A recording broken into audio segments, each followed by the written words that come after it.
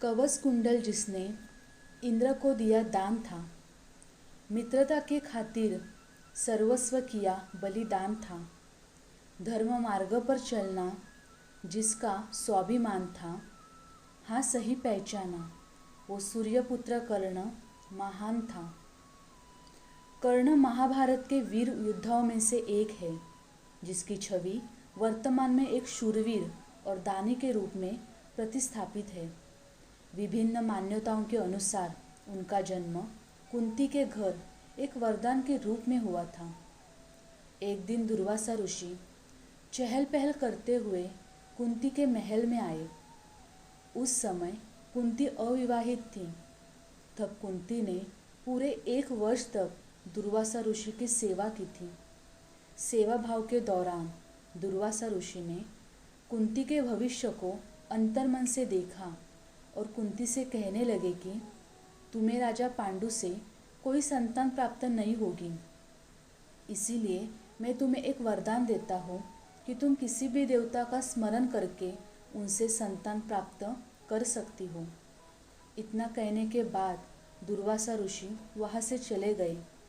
तभी उत्साहपूर्वक कुंती ने सूर्यदेव का ध्यान लगाना शुरू किया। वह प्रतिदिन सूर्यदेव की पूजा अर्चना करने लगी।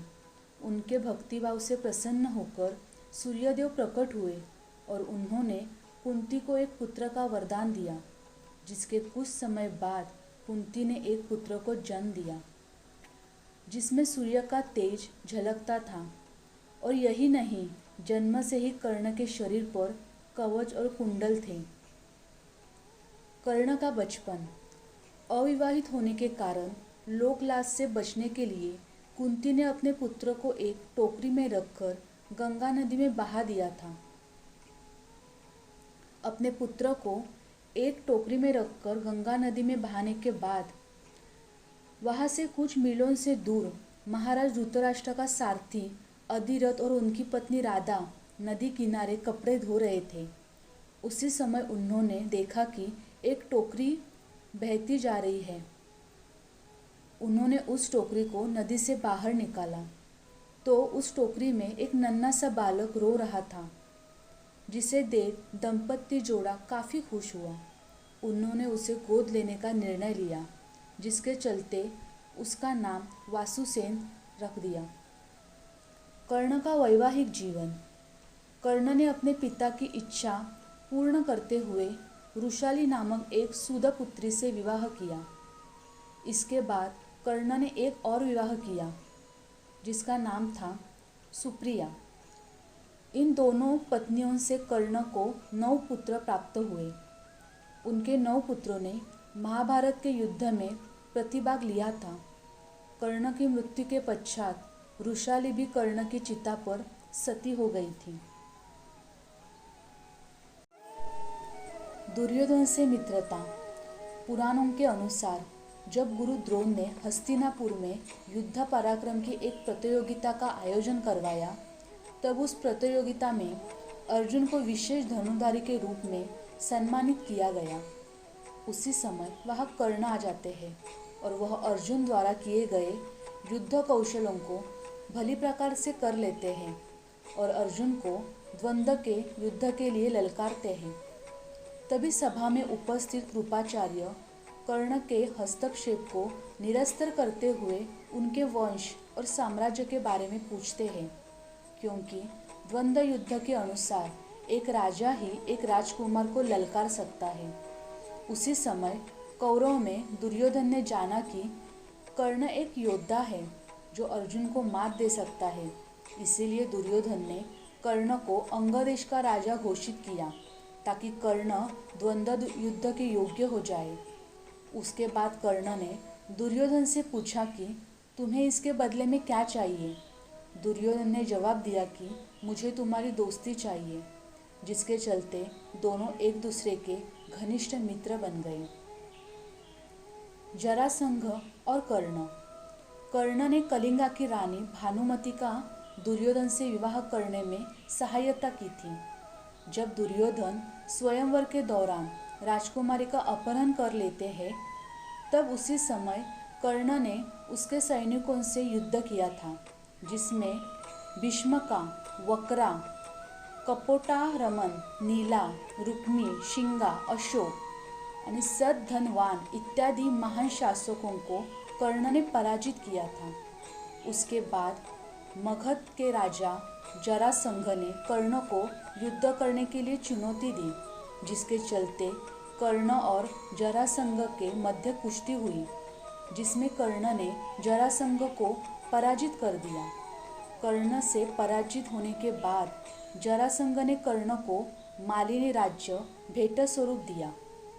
उस विजय से कर्ण को बहुत लोकप्रियता मिली। मालिनी राज्य के सिंहासन पर बैठने के बाद कर्ण ने एक शपथ ली कि मेरे दरबार से कोई भी व्यक्ति खाली हाथ नहीं जाएगा। कर्ण के कवच कुंडल।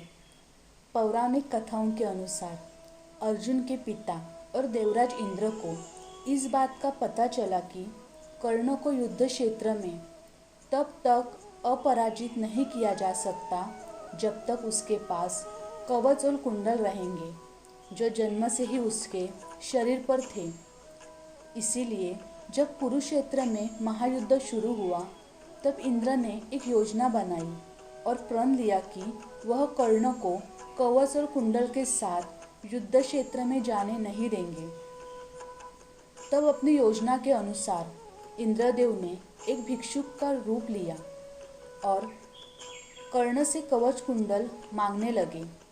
चेतावनी मिलने के बाद भी कर्ण ने कवच कुंडल देने से मना नहीं किया और खुशी खुशी अपना कवच कुंडल दान दिया।